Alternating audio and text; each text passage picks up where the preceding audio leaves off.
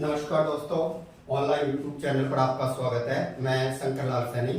दोस्तों, हम लोग भारतीय संविधान पढ़ रहे थे और भारतीय संविधान में इससे पिछली क्लास में हमने पढ़ा था जो हमारा जो संविधान है उस संविधान के स्रोतों का अध्ययन किया था हमने। और भारतीय संविधान का जो सबसे बड़ा जो स्रोत माना गया वो माना गया 1935 का भारत शासन अधिनियम, जिससे 395 जो मूल संविधान में जो अनुच्छेद थे उनमें से लगभग 250 अनुच्छेद या तो हूबहू ले लिए हैं या फिर उनमें थोड़ा बहुत परिवर्तन करके उन्हें अपनाया गया है।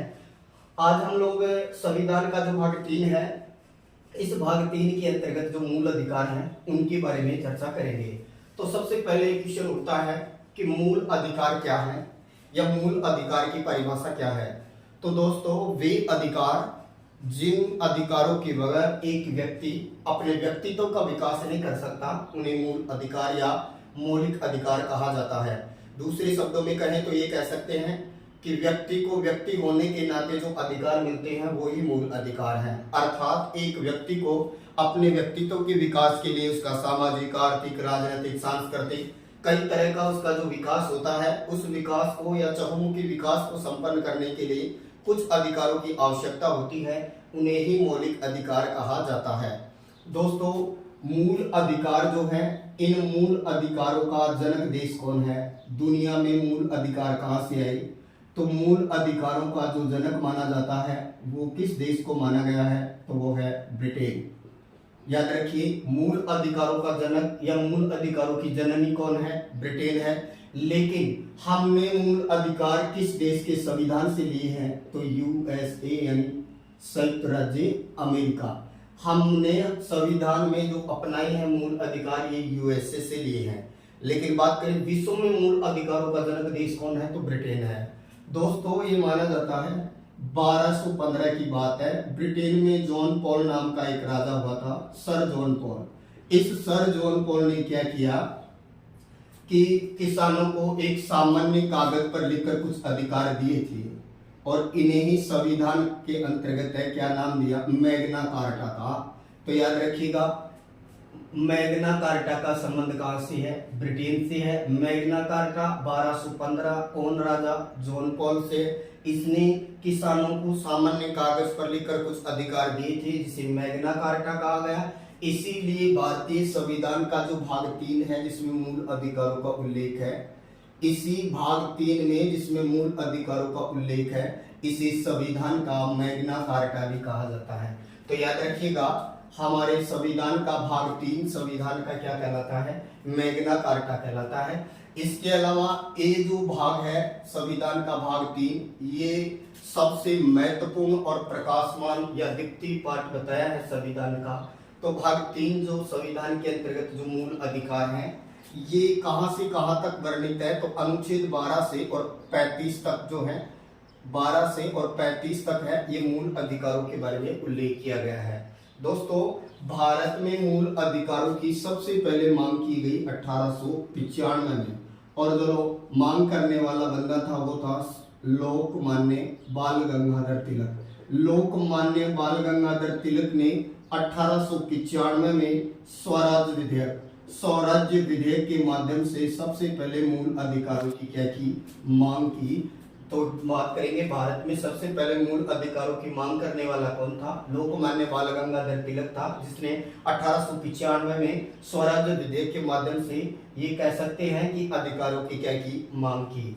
इसके अलावा फिर हम बात करें तो 1928 की जो नेहरू रिपोर्ट है, 1928 की जो नेहरू रिपोर्ट मिलती है, इस नेहरू रिपोर्ट के अंतर्गत भी मूल अधिकारों के बारे में उल्लेख मिलता है। तो दोस्तों, बात करें कि जो भारतीय संविधान का भाग 3 है जिसे संविधान का मैग्ना कार्टा सबसे प्रकाशमान भाग कहा जाता है, इसमें अनुच्छेद 12 से लेकर 35 तक है वो मूल अधिकारों का उल्लेख है। दोस्तों, मूल अधिकार वाद योग्य है, याद रखिएगा। मूल अधिकारों का अगर उल्लंघन होता है तो हम न्यायालय की शरण ले सकते हैं। तो मूल अधिकार वाद योग्य है, लेकिन मूल अधिकारों की प्रकृति कैसी है? तो प्रकृति एक ऐसी बताएंगे इनकी नकारात्मक है, जबकि नीति निर्देशक तत्वों की प्रकृति कैसी होगी, सकारात्मक होगी।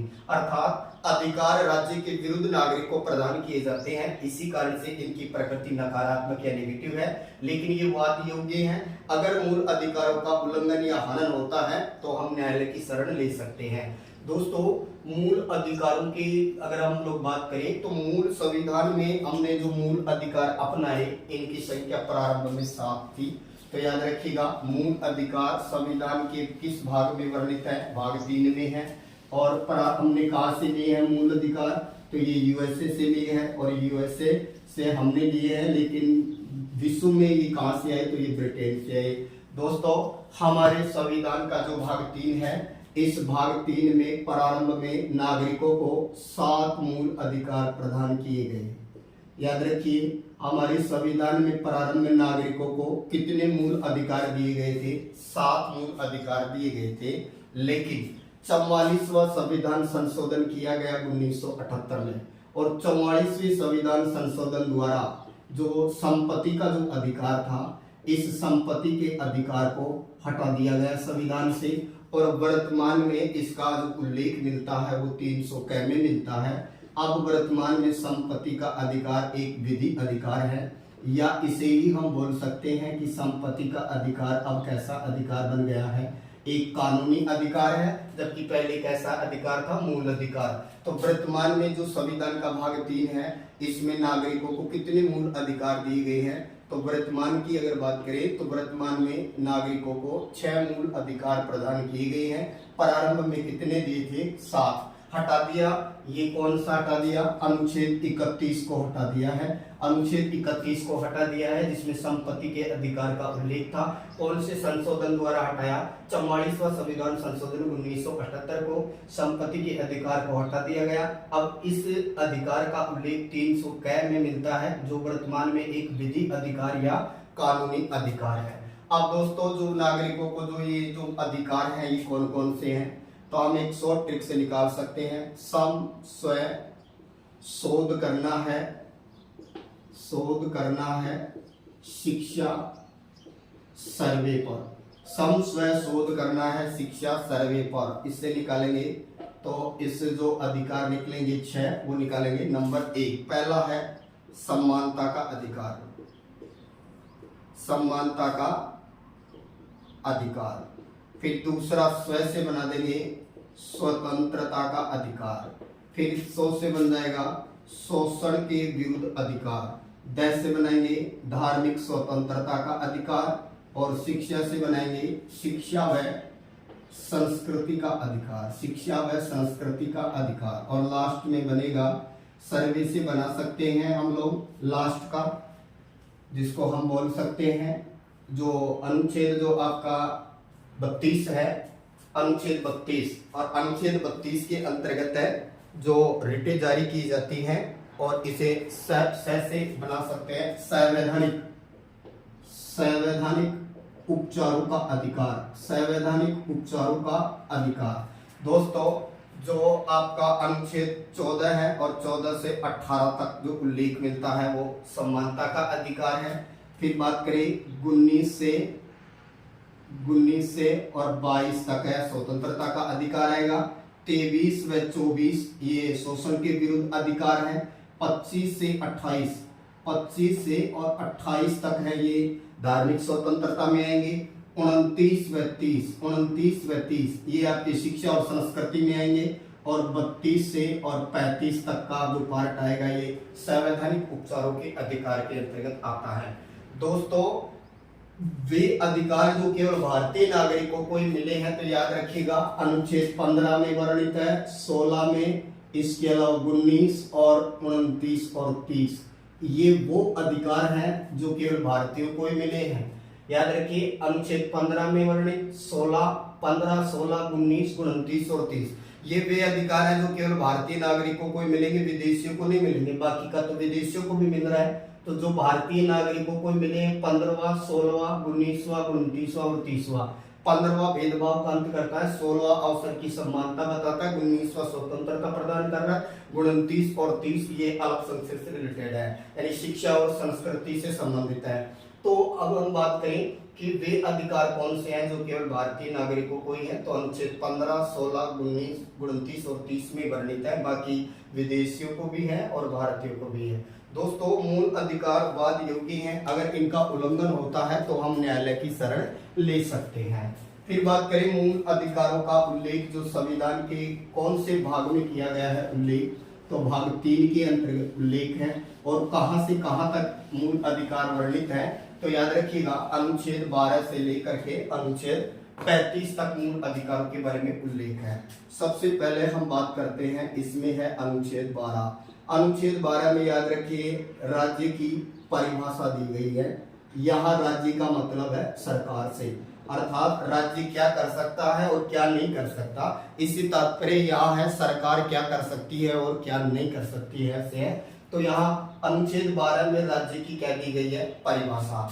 इसके बाद में आता है अनुच्छेद 13, और अनुच्छेद 13 जो है इसमें उल्लेख किया है न्यायिक पुनरावलोकन का, न्यायिक पुनरावलोकन। और ये जो न्यायिक पुनरावलोकन की व्यवस्था है हमने यूएसए से ली है, अर्थात न्यायालय को लगता है कि उसने जो पहले निर्णय दिया था वो निर्णय गलत है, तो वो अपने पूर्व दिए गए निर्णय को वापस बदल सकता है। इसी को न्यायिक पुनरावलोकन कहा जाता है, और न्यायिक पुनरावलोकन का प्रावधान हमने यूएसए से लिया है। इसके बाद में शुरू होता है आपका अनुच्छेद 14, और अनुच्छेद 14 प्रत्येक व्यक्ति को कानून के समक्ष समानता प्रदान करता है, अर्थात प्रत्येक व्यक्ति कानून या विधि के सामने क्या है, समक्ष है, समान है, और उन्हें समान संरक्षण की बात करता है। फिर आता है अनुच्छेद 15। अनुच्छेद 15 भेदभाव का अंत बताता है, भेदभाव का अंत करता है, अर्थात राज्य द्वारा जाति, धर्म, लिंग, नस्ल, मूल स्थान के आधार पर किसी के साथ कोई भेदभाव नहीं किया जाएगा। जबकि अनुच्छेद 14 कह रहा है कानून के समक्ष समानता, अर्थात प्रत्येक नागरिक कानून की दृष्टि में समान है, और अगर उसने कोई भी अपराध किया है तो उसे समान व्यवहार किया जाएगा। इसके बाद में आता है अनुच्छेद आपका 16, और अनुच्छेद 16 जो है वो देता है अवसर की समानता, कि प्रत्येक व्यक्ति को अपने व्यक्तित्व के विकास के लिए समान अवसर प्रदान किए जाएंगे। लेकिन दोस्तों अपवाद स्वरूप इसी में आरक्षण भी मिला हुआ है। इसके बाद में आता है आपका अनुच्छेद 17, और अनुच्छेद 17 जो है ये अस्पृश्यता का क्या करता है, अंत करता है। तो याद रखिए अस्पृश्यता का अंत करने वाला अनुच्छेद 17 है। इसमें लास्ट आता है अनुच्छेद आपका 18, समानता के में 18 आता है लास्ट, और ये करता है उपाधियों का अंत, उपाधियों का अंत। तो ध्यान रखिए 12 में राज्य की परिभाषा, अर्थात राज्य का मतलब यह सरकार से है। 13 न्यायिक पुनरावलोकन की प्रावधान पर है। 14 कानून की समानता बता रहा है। 15 भेदभाव का अंत करता है। 16 अवसर की समानता बताया। 17 स्पर्धा का अंत करता है। 18 उपाधियों का अंत करता है, अर्थात बगैर राष्ट्रपति की अनुमति से कोई भी उपाधि प्रदान नहीं की जा सकती या ली जा सकती। कोई दूसरा देश हमारे को अगर कोई नागरिक ये कहे कि उपाधि देता है तो हमें राष्ट्रपति की परमिशन आवश्यक है, अर्थात सेना को छोड़कर सभी उपाधियों का अंत कर दिया गया है। क्योंकि अंग्रेज जो थे वो अपने पिट्ठुओं को बहुत सारी उपाधियां दे गए थे, जैसे किसी को राय बहादुर, किसी को ये कहे कि सर की उपाधि, किसी को नाइटहुड की उपाधि। तो उपाधियों का अंत कर दिया क्योंकि ये नागरिकों में भेदभाव करने वाली है। उपाधियों का अंत, लेकिन ध्यान रखिएगा सेना से संबंधित उपाधियां ली जा सकती है, जैसे भारत सरकार खुद देती है।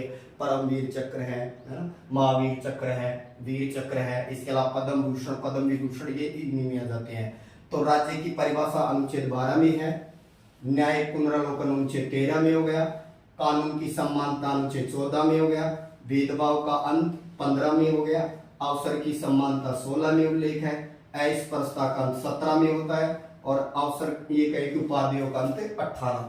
इसके बाद में आता है आपका अनुच्छेद 19, और अनुच्छेद 19 के अंतर्गत है वो किसकी बात की गई है, स्वतंत्रता का अधिकार। दोस्तों ये जो अनुच्छेद 19 है इसमें पहले व्यक्ति को 7 स्वतंत्रताएं दी थी। प्रारंभ में व्यक्ति को 7 प्रकार की स्वतंत्रताएं दी थी, लेकिन यहाँ भी 44वें संविधान संशोधन 1978 को अनुच्छेद 19 एक्ट को डिलीट कर दिया है, अनुच्छेद एक्ट को हटा दिया है। इसलिए वर्तमान में इसमें 6 प्रकार की स्वतंत्रताओं के बारे में उल्लेख मिलता है। अनुच्छेद 19 में स्वतंत्रता का अधिकार का उल्लेख है। मूल संविधान में 7 प्रकार की स्वतंत्रताएं दी थी। 44वीं संविधान संशोधन 78 द्वारा अनुच्छेद 19 एक्ट को हटा दिया, जिसमें संपत्ति की स्वतंत्रता का उल्लेख था। अब कितनी बची है? तो 6 प्रकार की स्वतंत्रताएं बची हैं, जिनके अंतर्गत अगर हम लोग बात करें तो नंबर 19A विचार अभिव्यक्ति की स्वतंत्रता। विचार अभिव्यक्ति की स्वतंत्रता दोस्तों याद रखिए, इसी में आपकी प्रेस की स्वतंत्रता आती है। प्रत्येक व्यक्ति अपने विचार प्रकट कर सकता है। 19B इसके अंतर्गत है शांतिपूर्ण तरीके से सभा या सम्मेलन करने की स्वतंत्रता है। शांतिपूर्ण तरीके से सभा या सम्मेलन करने की स्वतंत्रता है 19B में। 19C संघ बनाने की स्वतंत्रता है। संघ बनाने की स्वतंत्रता है, लेकिन वो देश के विपरीत या विरोधी नहीं होना चाहिए। इसके बाद में आता है 19D संघ बना 19D भ्रमण की स्वतंत्रता। भारत में कहीं पर भी भ्रमण किया जा सकता है या घूमा जा सकता है। फिर इसके बाद में आता है 19E विचार किया शांति संघ भ्रमण की बस से या कार से। इसके बाद में आता है 19E ये बसने की स्वतंत्रता है। पहले इसमें जम्मू कश्मीर अपवाद था, अब हम भारत के किसी भी भूभाग में बसने की या रहने की स्वतंत्रता को धारण कर सकते हैं। फिर इसके बाद में 19E के बाद में आएगा, अगले वाला को डिलीट कर दिया है, ये बना लो, एच डिलीट हो गया, इसलिए एच के बाद में अब आगे आएगा एच, और इसमें है कारोबार या व्यवसाय। कारोबार की या व्यवसाय की स्वतंत्रता है। दोस्तों दोबारा से समझिए, विचार अभिव्यक्ति 19A में है, इसी में प्रेस की स्वतंत्रता आ रही है। शांतिपूर्ण कोई भी व्यक्ति सम्मेलन या सभा कर सकता है, ये 19B के अनुसार है। कोई भी व्यक्ति कोई भी संघ या संगठन बना सकता है, ये आपको छूट है। 19D में भारत के किसी भी भूभाग में हम लोग घूम सकते हैं, इसकी स्वतंत्रता है। 19E में भारत के किसी भी भूभाग में बसने की स्वतंत्रता है, और 19F को डिलीट कर दिया, और H में कारोबार या व्यवसाय की स्वतंत्रता है कि कोई भी व्यक्ति अपने ये व्यक्तित्व के विकास के लिए या परिवार के पालन पोषण के लिए उसी कोई भी व्यवसाय या कारोबार चुनने का अधिकार है, लेकिन उस व्यवसाय या कारोबार को सामाजिक या कानूनी मान्यता होना जरूरी है। ऐसे नहीं है कि कोई कहे कि मुझे तो जेब काटने का काम अच्छा लगता है, मैं जेब काट के परिवार का गुजारा करूंगा, तो ये तर्क संगत नहीं बनता है। तो दोस्तों पहले इसमें 7 प्रकार की स्वतंत्रताएं थी, अब वर्तमान में 6 बची हैं, तो 19F हटा दी गई। अब इन्हें हम याद कैसे कर सकते हैं? तो विचार किया शांति संघ भ्रमण का बस से या कार से। विचार किया शांति संघ भ्रमण का बस से या कार से, तो विचार से विचार अभिव्यक्ति, शांति से शांतिपूर्ण सभा, संघ से स्वतंत्रता हो जाएगा, भ्रमण से भ्रमण की स्वतंत्रता, बस से बसने की, और कार से कारोबार की स्वतंत्रता याद रख सकते हैं। इसके बाद में आता है आपका अनुच्छेद 20, और अनुच्छेद 20 जो है इसके अंतर्गत है 20 और 21। ये याद रखिए, जब आपातकाल लगता है तो अनुच्छेद 20 और 21 पर कोई असर नहीं पड़ता है। जब राष्ट्रीय आपात का समय आता है 352 प्रभावी होता है, तो मूल अधिकारों में सबसे पहले अनुच्छेद 19 को हटा दिया जाता है। सबसे पहले जो नागरिक से छीना जाएगा वो अनुच्छेद 19 को छीना जाएगा, लेकिन 20 व 21 पर कोई प्रभाव नहीं पड़ेगा, ये ध्यान रखिएगा। तो दोष सिद्धि से संरक्षण, दोष 20 में क्या मिलेगा? दोष सिद्धि से संरक्षण बोल सकते हैं, दोष सिद्धि से संरक्षण। फिर इसके बाद में आता है 21 प्राण व दैहिक स्वतंत्रता। प्राण व दैहिक स्वतंत्रता मतलब किसी व्यक्ति को खुद के खिलाफ गवाही देने के लिए बाध्य नहीं किया जाएगा। 22 बंधी प्रत्यक्षीकरण, बंधी प्रत्यक्षीकरण से संरक्षण दिया है, बंधी प्रत्यक्षीकरण से संरक्षण दिया है, अर्थात जिस व्यक्ति को गिरफ्तार किया गया है उसे 24 घंटे में न्यायालय में पेश करना जरूरी होता है। लेकिन याद रखिए, निवारक निरोधक कानून के तहत आपको अरेस्ट किया जा सकता है, तो उसमें वहां प्रावधान नहीं होता है कि आपको 24 घंटे में ही न्यायालय में पेश किया जाएगा। और किसी भी व्यक्ति को उसके खुद के खिलाफ, स्वयं के खिलाफ गवाही देने के लिए भी बाध्य नहीं किया जा सकता। इसके बाद में आता है अनुच्छेद 23। अनुच्छेद 23 कहता है शोषण के विरुद्ध अधिकार की बात की गई है। इसमें शोषण के विरुद्ध अधिकार की बात की गई है। तो अनुच्छेद 23 में बलात् श्रम का निषेध किया गया है। अनुच्छेद 23 में बलात् श्रम का निषेध किया गया है। इसका मतलब ये है कि जबरदस्ती किसी से कोई कार्य नहीं करवाया जाएगा। इसके बाद में आता है अनुच्छेद आपका 24। अनुच्छेद 24 में प्रावधान है कि 14 वर्ष से कम उम्र के जो बालक है उनको जोखिम भरे कार्य में नहीं लगाया जाएगा। 14 वर्ष से कम उम्र के जो बालक हैं उनको जोखिम भरे कल कारखानों में नहीं लगाया जाएगा। ये प्रावधान किया है अनुच्छेद 14 में। दोस्तों 14 में कानून की, 12 में राज्य की परिभाषा, 13 न्यायिक पुनरावलोकन, 14 में कानून की समानता, 15 भेदभाव का अंत, 16 अवसर की समानता, इस प्रस्ताव वाला 17, उपाधियों का अंत 18, 6 प्रकार की स्वतंत्रता 19, 2 सिद्धि संरक्षण 20, प्राणदायक स्वतंत्रता 21, बंदी प्रतिक्षण संरक्षण 22, बलात् श्रम का निषेध 23 और 14 वर्ष से कम उम्र के बालकों को नहीं रख सकते, कल कारखानों में नहीं लगा सकते जोखिम भरे कार्य में। ये आ गया अनुच्छेद 24। अब आती है आपका, इसके बाद में आती है आपकी धार्मिक स्वतंत्रता वाला, या ये कहें कि जो शिक्षा और संस्कृति वाले बच जाते हैं। तो अब आता है अनुच्छेद 25। अनुच्छेद 25 में लिखा है प्रत्येक व्यक्ति को अपने अंतःकरण से या मन से किसी भी धर्म को मानने की स्वतंत्रता है। कोई भी व्यक्ति अपने अंतःकरण से किसी भी धर्म को मान सकता है और उसका प्रचार प्रसार कर सकता है। ये अनुच्छेद आपका 25। अनुच्छेद 26। अनुच्छेद 26 में धार्मिक कार्यों के प्रबंध का अधिकार है।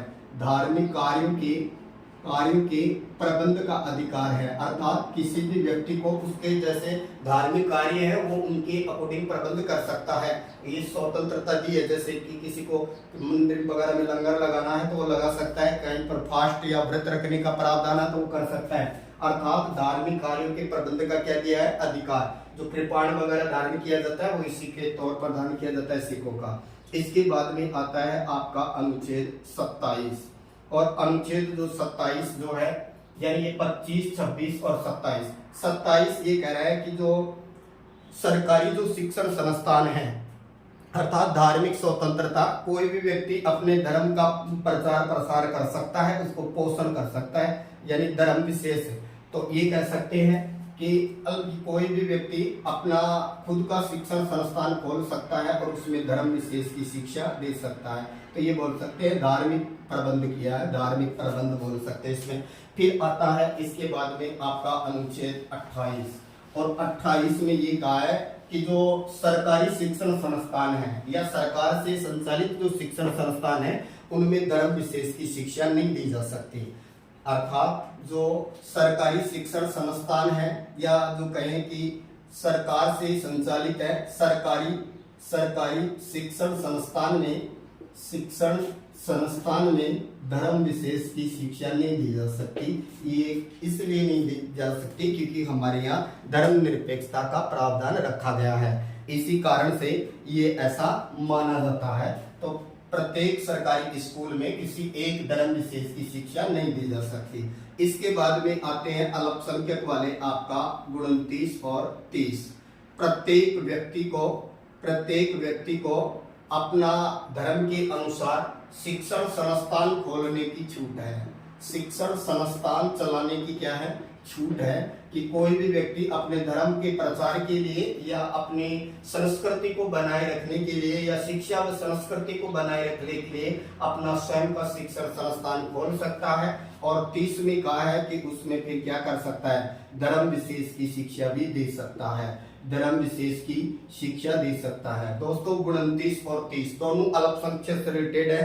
29 कहता है कि अल्पसंख्यक वर्ग अपनी भाषा, लिपि, संस्कृति को बनाए रख सकता है, उसे बनाए रखने का अधिकार है। लेकिन जो आपका अनुच्छेद 30 है ये कह रहा है कि अल्पसंख्यक वर्ग अपनी भाषा, लिपि, संस्कृति को बनाए रख सकता है। इसके लिए वह अपनी स्वयं की निजी शिक्षण संस्थान भी खोल सकता है और उसमें फिर धर्म विशेष की शिक्षा भी दे सकता है। इसके बाद में 31 को हटा दिया। अब आता है आपका अनुच्छेद 32। तो अनुच्छेद 32 जो संवैधानिक उपचारों का अधिकार कहलाता है और ये बहुत ज्यादा इम्पोर्टेंट माना जाता है। अनुच्छेद 32। अंबेडकर ने इसे संविधान की आत्मा कहा था, ध्यान रखना। अंबेडकर ने अनुच्छेद 32 को क्या कहा? संविधान की आत्मा कहा था अंबेडकर जी ने। अंबेडकर जी ने अनुच्छेद 32 को संविधान की आत्मा कहा था। इसमें क्या बताया गया है? तो इसमें संवैधानिक उपचारों का अधिकार बताया है, संवैधानिक उपचारों का अधिकार दिया है इसके अंतर्गत। अर्थात अगर मूल अधिकारों का हनन होता है तो सर्वोच्च न्यायालय व उच्च न्यायालय, हाई कोर्ट व सुप्रीम कोर्ट दोनों रिट जारी करते हैं और इस अनुच्छेद के तहत 5 प्रकार की रिटें जारी की जाती है। नंबर 1 पहली रिट है जिसको नाम दिया जाता है बंदी प्रत्यक्षीकरण। बंदी प्रत्यक्षीकरण अंग्रेजी वर्ड लेते हैं हैबियस कॉर्पस। फिर दूसरा इसके अंतर्गत आता है परमादेश और इसके लिए यूज लिया जाता है मंडेमस, परमादेश या मंडेमस। तीसरा आता है प्रोहिबिशन यानी मना करना, यानी इनकार करना या मना करना, तो प्रोहिबिशन प्रतिषेध बोलेंगे हिंदी में से प्रतिषेध, और इसको अंग्रेजी वर्ड लेंगे प्रोहिबिशन। इसके बाद में नेक्स्ट आपकी आती है नंबर 4, इसको बोलेंगे उत्प्रेषण और उत्प्रेषण जो रिट होती है इसको बोलते हैं सारटोरी। और एक लास्ट आती है वो है आपकी बंदी प्रत्यक्षण, परमादेश, प्रतिषेध, उत्प्रेषण और अधिकार परीक्षा। इसे अंग्रेजी में कहा जाता है क्वारंटो या अधिकार परीक्षा। ये क्या है दोस्तों? अनुच्छेद 32 के तहत और हाई कोर्ट जारी करता है अनुच्छेद 226 के तहत 5 प्रकार की रिटें जारी कर सकता है। बंदी प्रत्यक्षीकरण इसे बोलते हैं हैबियस कॉर्पस। जिस व्यक्ति को अरेस्ट किया है उसे 24 घंटे में न्यायालय में पेश करना ही इसका उद्देश्य है। ये अवैध गिरफ्तारी से बचने के लिए है, लेकिन ये निरोधक ये बोल सकते हैं कि जो निरोधक जो कानून आता है उसके नजरबंद के तौर पर नहीं आता है ये। फिर है परमादेश, हम आदेश देते हैं। परमादेश का बंदी प्रत्यक्षीकरण का मतलब होता है सशरीर पेश करना। इसका शाब्दिक अर्थ क्या होता है? सशरीर पेश करना।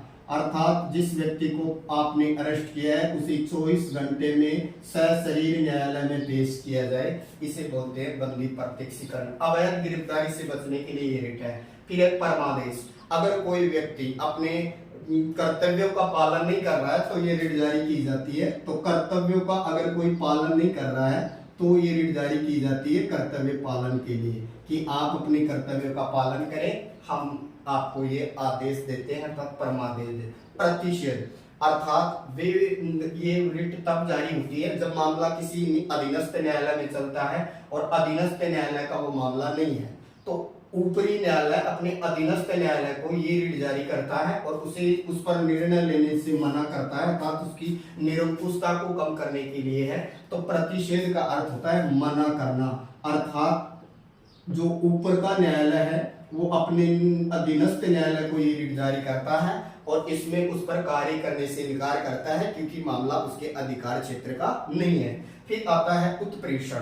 ये रिट भी उच्चतम न्यायालय या उच्च न्यायालय अपने अधीनस्थ न्यायालय को जारी करता है। उत्प्रेषण का मतलब होता है ऊपर भेजो, उत्प्रेषण यानी ऊपर भेजो, अर्थात जब मामला किसी अधीनस्थ न्यायालय में चल रहा हो तो ऊपरी न्यायालय ये रिट जारी करके उसे अपने अधिकार में लेने का प्रयास करता है और ये रिट जारी करता है। इस रिट में ये माना जाता है कि उस उच्च न्यायालय या ये कहें कि ऊपरी न्यायालय अपने अधीनस्थ न्यायालय को कहता है कि मामला आपके अधिकार क्षेत्र का नहीं है, इसलिए इस मामले को ऊपर भेजो या हमारे पास भेजो ऊपरी न्यायालय में, ताकि इस पर कोई निर्णय लिया जाए। अधिकार परीक्षा या क्वारंटो, अगर कोई अधिकारी या संस्था का व्यक्ति कोई ऐसा निर्णय देता है जिसे उसे ऐसा करने का कोई अधिकार नहीं है, तब ये रिट जारी की जाती है और संबंधित संस्था या अधिकारी से पूछा जाता है कि आपने ये जो निर्णय लिया है वो किस आधार पर या किस हक के तहत लिया है, क्योंकि अधिकार परीक्षा का अर्थ होता है किस अधिकार से या किस हक से। तो दोस्तों ये 5 प्रकार की रिटें जारी करता है अनुच्छेद आपका 32। इसके बाद में आता है अनुच्छेद 33, 34 और 33 व 34। 33 व 34 ये सेना के मूल अधिकार है, अर्थात सेना से संबंधित है। और फिर अनुच्छेद 35 में कहा गया है कि संसद चाहे तो मूल अधिकारों में परिवर्तन कर सकती है। तो मूल अधिकारों में परिवर्तन कौन कर सकता है? तो याद रखिएगा, संसद चाहे तो मूल अधिकारों में परिवर्तन कर सकती है, ये दिया है अनुच्छेद 35 में। देखो 12 में राज्य की परिभाषा, 13 न्यायिक पुनरावलोकन, 14 कानून की समानता, 15 भेदभाव कम, 16 अवसर की समानता, 17 स्पर्शता है, 18 उपाधिकरण, 19 6 प्रकार की स्वतंत्रता दे रहा है, 20 दोष सिद्धि संरक्षण, 21 प्राणदायिक स्वतंत्रता, 22 बंदी प्रत्यक्षकरण से संरक्षण, 23 बलात्श्रम का निषेध, 24 14 वर्ष से कम उम्र के बालकों को नहीं रख सकते वो जोखिम भरे कार्य में, 25 अंतःकरण से कोई भी किसी भी धर्म को मान सकता है, 26 अपने धर्म के अनुसार धार्मिक कार्यों का प्रबंध कर सकता है, 27 सरकारी शिक्षण संस्थानों में धर्म विशेष की शिक्षा नहीं दी जा सकती, 28 में 28 के अंतर्गत है ये प्रावधान क्या किया गया है, 28 में दिया है शिक्षण संस्थान के बारे में ही है कि किसी भी शिक्षण संस्थान में धर्म विशेष की शिक्षा नहीं दी जा सकती। 29 और 30 अल्पसंख्यक से रिलेटेड है। 29 में कहा है कि अल्पसंख्यक वर्ग अपनी भाषा, लिपि, संस्कृति को बनाए रख सकता है, और 30 में कहा है कि वो अपनी संस्कृति को बनाए रखने के लिए स्वयं की निजी शिक्षण संस्थान खोल सकता है और उसमें धर्म विशेष की शिक्षा दे सकता है। इसके बाद 31 हटा दिया, 32 धार्मिक, ये कहे कि 32 में संवैधानिक उपचारों का अधिकार का उल्लेख है, जिसमें 5 प्रकार की रिटें जारी करती है। सर्वोच्च न्यायालय भी रिट जारी करता है अनुच्छेद 32 के तहत, और हाई कोर्ट जारी करेगा 226 के तहत। मूल अधिकार असीमित नहीं है, मूल अधिकार संसद द्वारा सीमित कर दिए जाते हैं, या संसद चाहे तो मूल अधिकारों में परिवर्तन कर सकती है, ये कहा है अनुच्छेद आपका 35 में। और 33 और 34 में सेना से संबंधित मूल अधिकारों का उल्लेख है। दोस्तों मूल अधिकार वाद योग्य हैं, अगर इनका उल्लंघन या हनन होता है तो न्यायालय की शरण ली जा सकती है। इनकी प्रकृति नकारात्मक है, जबकि नीति निर्देशक तत्व सकारात्मक है, जिनका उल्लेख संविधान के भाग 4 में किया गया है। और नीति निर्देशक तत्व जो हैं वो राज्य की शक्तियों को बढ़ाते हैं, जबकि ये राज्य की शक्तियों को सीमित करते हैं अधिकार, इसीलिए इनको नकारात्मक प्रकृति का रखा है। भाग 3 को सबसे प्रकाशवान और दीप्तिमान पार्ट कहा है। इसके अलावा मूल अधिकार जो भाग 3 है, इसे संविधान का मैग्ना कार्टा, इसे संविधान का अधिकार पत्र के तौर पर जाना जाता है। और इसमें जो भाग 3 है, इसमें अनुच्छेद 12 से 35 तक मूल अधिकारों का उल्लेख है। मूल अधिकार दुनिया में ब्रिटेन से है, लेकिन हमने कहां से ली, वो यूएसए के संविधान से अपनाए हैं। तो दोस्तों चैनल को लाइक करें, सब्सक्राइब करें। कल हम लोग पढ़ेंगे संविधान का भाग 4 अर्थात नीति निर्देशक तत्व। Thank you.